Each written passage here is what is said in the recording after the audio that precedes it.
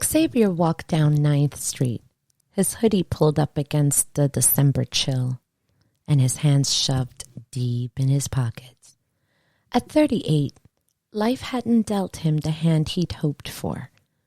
One minor arrest for possession when he was younger had left its mark, but now he was staring down the barrel of a much bigger mistake, and he wasn't even aware of it.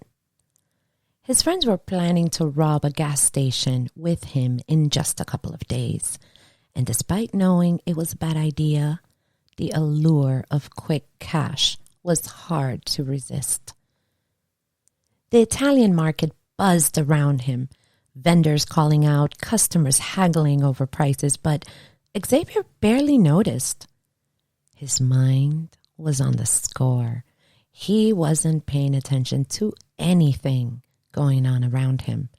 He almost ran over a little kid in a stroller as his mom was shopping and being handed something at the market. His mind was just on one thing, on finally having enough to, quote unquote, make it. He wanted to escape the cycle of poverty that had gripped him and his friends since childhood. He was tired of those cheap money jobs that by the time you get that check, you got nothing left. Uncle Sam takes his cut. Then he gives some to Mom, and he always gives a little something to his little sister. This job isn't supposed to be that complicated. Go in with some guns, scare everyone, and come out rich with money. Quick, in and out. As he passed a small bodega, an older woman was sitting outside, and her voice cut through his thoughts. In a sweet, older way, she calls out, "Mijo." Her voice firm but kind. "Wait." Xavier stopped to look at her. She didn't look like much. She had a knit shawl wrapped around her shoulders, and she had a look that seemed to see right through him. Xavier frowned. "Lady, I don't want to buy anything." She then responded while shaking her hands and head. "I'm not asking for money." He paused, wondering, what's up with her? She takes the opportunity to tell him, "The ancestors are calling you." Xavier, now frustrated, tells her, kind of curtly, "Look, lady, I don't know what you're talking about." She notices that he is about to walk away and hurries to tell him, "The river."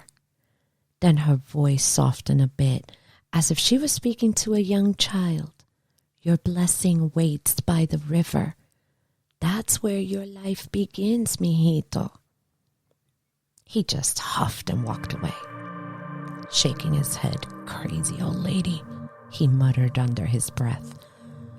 "Lady, I don't have time for..." As he started to walk away a bit faster, she tells him loudly, "The river, mijo. Your blessing waits by the river. That's where your life truly begins." But her words stayed with him. Xavier scoffed, but felt an odd tug at his heartstrings as he walked away. He shook his head, trying to focus on the plan with Dre and the others. But over the next few days, the river seemed to follow him everywhere. A song on the radio in Dre's car, down by the riverside. A mural depicting flowing water on Fair Hills El Centro de Oro, which depicted flowing water surrounded by vibrant flowers.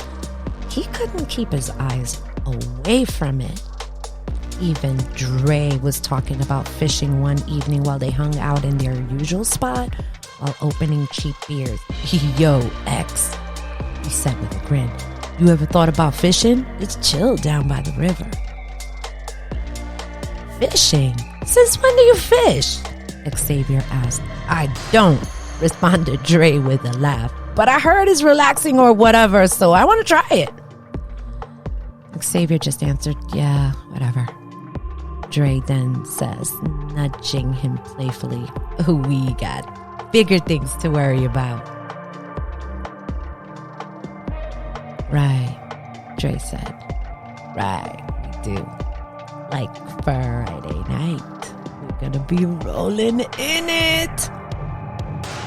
But as the day got closer, Xavier couldn't shake off the feeling that something was off. The signs intensified. Billboards advertising river cruises, a documentary about the Delaware River playing in a store window, even random conversations about water and rivers echoing around him, right when he was trying to get a bag of chips after work. By Thursday night, Xavier was restless. He sat on his bed in his mom's cramped apartment in Fair Hill, where his little sister slept, waiting for mom to get home from one of her 3 jobs. Her voice echoed in his mind, her tears and her warnings about staying out of trouble after his first arrest years ago. He thought about his little sister, who still looks up to him and doesn't judge him in any way. He is her big brother and her biggest hero. And here he is, planning a robbery with a couple of friends. His phone buzzed. A text from Dre. Dre, yo X, you ready for tomorrow? Xavier hesitated before typing back with a simple, yeah. He put his phone down. But even as he sent the text message, he knew that he wasn't sure. He waited until his sister was fully asleep and left the apartment and wandered through the neighborhood. And even though it was like the river was stalking him, a car with some girls passed by with the windows open while they were singing to their heart's content to the song Cry Me a River. Xavier rolled his eyes. Then this young dude has earbuds and whizzes past him singing the song River. By this point, Xavier is about to lose his mind. He sees a middle-aged woman with a bag putting it into the trash can in front of her duplex apartment, and the lid tilts a bit, leaving the can open. As he passes by, he sees a book on top of it, A Bend in the River. Oh my effing God, that is it. Oh my God, that's it. I've had it. Xavier's frustrations make him pick up his steps to go to the bodega where he saw the old woman a couple of days ago. He hears his phone buzzing again. It's Dre. Yo, you good? Dre asked. Yeah, Xavier replied hesitantly. Just gotta take care of son. Dre, you're not getting cold feet about Friday, are you? Xavier shrugged. Nah, man, just, you know how it is. I gotta handle something. But inside him churned a storm of doubt and fear. He had seen too many friends go down for petty crimes that spiraled out of control. Friends who ended up in prison or worse. Plus, he's on a mission. Gotta find that old lady. As if drawn by an invisible thread, he walked straight to the bodega. And when he stepped inside and found her, the old woman from before, she had in her hand some Bustelo coffee and a small bag of sugar. You, he said with a mix of frustration and curiosity, but more frustration. What is all this about? Rivers everywhere. You do some voodoo shit on me? The woman smiled knowingly. No voodoo, mijo. Just the Orishas looking out for you. Are you ready to listen now? Xavier threw up his hands in frustration and acquiesced, asking her, how do I make this river shit go away? I don't have time for any problems. She paid for coffee and sugar and said, Are you ready to listen now? Her voice was deliberate, but warm. He just told her, "What do I have to do, lady?" She said, "Come with me. I'm in the mood for some cafecito." He felt kind of funny, but the older folks, especially the Spanish ladies here, they were like that. And he felt like it was her who should be afraid of him, and she didn't show any fear. He followed behind her, saying, "Whatever, fine." Xavier felt like a fool, but did as she asked. When she invited him into her humble home, the walls were covered with pictures of the saints. There were candles everywhere. The old lady then motioned for him to sit in her small apartment filled with incense and soft candlelight. The small apartment felt oddly old and yet comfortably familiar. She goes straight to the kitchen and doesn't take the same knit shawl off. She begins to make the coffee. And he was taking in all of the scents and also what he was looking at. There were these saints and statues on the floor and something everywhere. It was cluttered, but it all seemed to have rhyme and reason. She comes out with 2 small cups of coffee. Xavier says, "Nah, I just want..." She interrupts gently. "We will have time for this. Drink and relax. Just a minute. We will get answers." She takes a hearty, slow sip, puts her cup down, and walks away. "The Orishas have a message for you," she said, as she brought down a set of cowrie shells known as dilogun, the sacred shells that are used for divination in Lukumi and Santeria. She rubbed the shells in her hands, and her hands were moving back and forth, and she prayed over them earnestly with a lot of heart in a language he didn't understand. It was a melodic chant that seemed to vibrate through his very soul. Then she instructed him to hold them tightly in his hands and to pray for the answer that he wishes to have.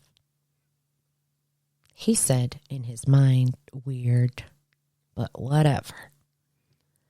After the prayers, she took back the shells and began shaking them gently before tossing them into a small mat laid out on her table. "Now, mijo, let's see what Alegba has to say," she said seriously as she examined how they landed. Xavier watched intently as she interpreted their positions, her brow furrowed with concentration. She would hand him 2 things. One looked like a little rock, and the other like a shell thingy or something. She told him to shake them in his hands and separate them one in each, and not to tell her or show her which one he had in which fist, until she told him which fist to open. This went on for a few throws. She had a little notebook close to her, and she would write down these symbols. In his mind, he's like, WTF, what is going on here? But whatever. "Mijo," she said finally, her voice grave, "this path leads to death, a robbery gone wrong. You will lose your life before you can fulfill your true destiny." His heart raced in panic. How could she know about the robbery? He stood abruptly, feeling trapped between 2 worlds, the life he knew and this strange lady with her mumbo-jumbo. "The river represents your destiny," she explained softly. "Oshun is calling you to embrace your true path, but first, you must confront your choices." "Look, lady, you know what? I gotta go," he muttered.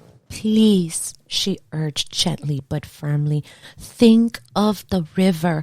Your life depends on it. Legua is talking about this robbery and that there will be a choice. Like the crossroads that he is on, you have choices and you can be better. Stumbling out into the night air, Xavier felt disoriented as he wandered towards the Schuylkill River nearby. The water glistened under the moonlight as if beckoning him closer. He knelt at its edge and stared in the water. He could see buildings' reflections in the water, and he thought about this older woman and about all these signs and the mumbo-jumbo stuff and his mom and his sister. Man, why does this life have to be so screwed up? Why do I have to be such a screw up? Why? The weight of his decisions pressed heavily upon him. He could feel himself teetering between two lives, one filled with crime and despair, and another filled with possibility and hope. As dawn broke over Philadelphia's skyline, Xavier made his choice, not just for himself, but also for those who cared about him. His mom, who worked multiple jobs still just to keep food on their table, and his younger sister, who looked up to him despite everything. He was sure that he could think about this for a bit, and by the time he got home, Mom would be there, and she will get a few hours of sleep before getting up to get his baby sister ready for school. He had the day off on Fridays, so there was no reason to rush home. His mind kept plaguing him, and River was still following him everywhere, almost tormenting him. Until, you know what? He finally just gave in. He takes out his phone, and before he chickens out, he texted Trey, "Yo, I'm out. Don't do it." Ignoring Dre's flood of angry texts and calls and texts of insults that followed didn't come easy. Each vibration felt like chains clinking against his resolve. With each step away from the gas station job that morning came relief mixed with fear. The fear that perhaps he'd made a mistake by walking away from what could have been easy money. Suddenly, dizzy from all of these emotions swirling inside him like leaves caught in a storm, tired from only having a little bit of coffee last night, physically, mentally, and emotionally exhausted from the river crap, from the job, from the flaking out, from his decision, Xavier stumbled along the riverbank by Fairmount Park until everything went black. When he came to again, a young woman was kneeling beside him, a vision of warmth in the middle of chaos. "Hey, you okay?" Her voice was soft yet urgent as she checked for any injuries while glancing nervously around them. "I saw you fall. I was going to call for help, but, well, cops around here aren't always very friendly." Xavier nodded slowly as gratitude washed over him like sunlight breaking through clouds after rain. "Yeah, I'm good now. Thanks. I'm Xavier." "Marisol," she said with a gentle smile while she helped him to prop up next to a tree close by. As she helped him, she went into a bag that she had crisscrossed around her and took out a bottle of water. She motioned to him to drink, and he just did it. It was bizarre. He felt an unexpected connection between them two, like two rivers converging into one stream, flowing towards something beautiful and unknown. "You sure you're all right?" Marisol asked again after assessing him closely for any signs of injury or distress. "Yeah," Xavier replied slowly, but earnestly this time. His heart was racing, not from fear, but from something else entirely. Hope, maybe? I was just thinking, he admitted finally after several moments had passed between them. Comfortably, though, without words. And yet, so much was shared silently through their gazes locked together. It felt to him like nature was embracing the two of them. Weird. Absolutely weird. He got his composure, and they both walked and talked.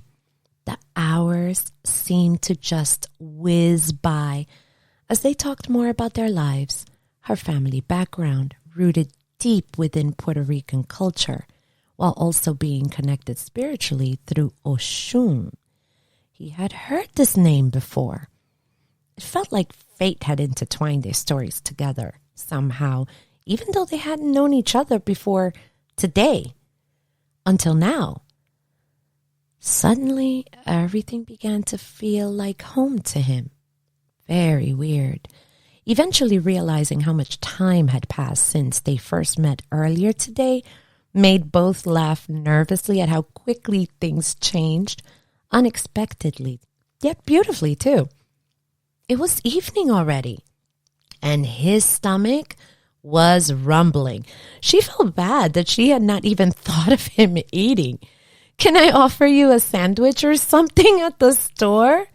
He said, "Nah, thank you so much, though." She smiled and she asked again, "Are you okay to go home on your own? Do you want to call someone?" Again, he thought of her kindness and he just said, "Nah, thanks, though. Hope to see you around soon, okay?" She beamed and said, "For sure." As soon as he began to walk away, his phone started buzzing, one after the other. He was hoping it wasn't Drake cussing him out again. Briefly, while reaching down, instinctively grabbing hold onto the phone, tightly checking to see who it might be this time. His phone was buzzing. His mom was texting him. His baby sister was texting him, asking where he was, if he was okay. He began to answer one, but the messages kept coming in one after the other, and then a notification. News alerts flashed across the screen, revealing shocking details regarding what had happened earlier at a gas station robbery involving a police shootout, resulting in 2 dead and 1 wounded and 1 in custody. One of the names of the dead was a friend that Dre had also been planning this robbery with, and one innocent person at the gas station. This shook him to the core. Xavier's legs nearly gave out again upon reading those messages, realizing how close he'd come to losing everything, including possibly his own life, if things hadn't changed direction so drastically in just a couple of days. Who knows what could have happened to him? He begins to run, and she yells, "You okay?" He responded, I need to see someone." He managed breathlessly as he ran, and they waved goodbye to each other. It felt like the protective bubble that he and Marisol were in popped, just like that. He went home to his mom's house. She was frantically still calling him. She dropped the phone. She hugged him tightly. His baby sister was crying, and now they were crying tears of relief after seeing that her big brother and son was not with his boy Dre tonight. His mom kept asking him where he was, and he promised that he would tell her, but that he had somewhere to go. He walked out in a daze while his phone was still buzzing, and he chose to ignore all of those messages. He made his way back towards the old woman's apartment, feeling lighter somehow than before, even though a heavy burden still lingered behind moments that had passed earlier today. The old woman opened the door wide before he lifted his arm to knock for the first time. catching sight immediately upon entering the living room, which was still filled with warmth and welcoming scents, which still felt peaceful to him. "You listened!" she exclaimed joyfully upon seeing a familiar face returning once more and throwing her arms at him and holding him tightly. He could feel her tears on the back of his neck, and he hugged her back without a word and just with a smile. Why would she even care about him? She didn't know anything about him. Xavier nodded proudly, feeling a sense of accomplishment over making a good choice, which most likely saved his life. When she let go, he tells her, "I want to know more," he declared confidently, stepping forward a little closer towards her. "I want to know more about those shells, this Alegua, and how they did this for me." He was eager to learn everything that he could regarding the Orishas. He felt a sense of gratitude, as this, he was sure, was what saved his life. And not a single mention about river on the way back. Not a single song. Nothing. No one. No rivers. Nowhere. What a relief. Over the next few weeks, they were spent time at job, working with his little sister, helping his mom around the house. Yes, we're doing that now.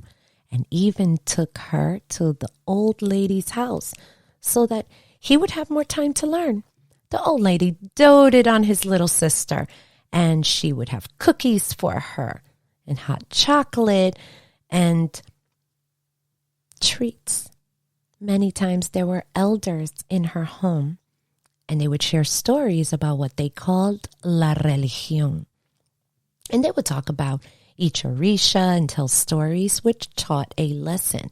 He was at awe and absorbed everything with a lot of respect and lots of coffee too. He learned about the bóveda and began one in his house, and his mom allowed it. And how could she not? He was starting to ask questions about the family and this lineage.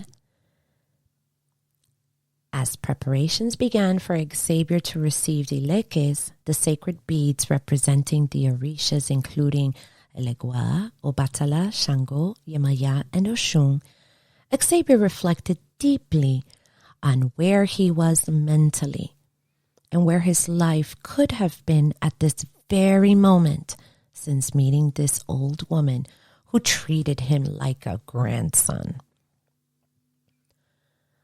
On the day of the ceremony, which quickly arrived, the excitement buzzed throughout the apartment, packed full of priests and elders, and even his mom and sister were there to help him celebrate this new step in this new path for him. As Xavier proudly wore his new ileques, wearing his pristine white shirt, white pants, and white head cover, he was surrounded by a community he didn't even know existed. And when he was asked to rise, everyone cheered as he hugged his godmother and Ajubona of Ileques.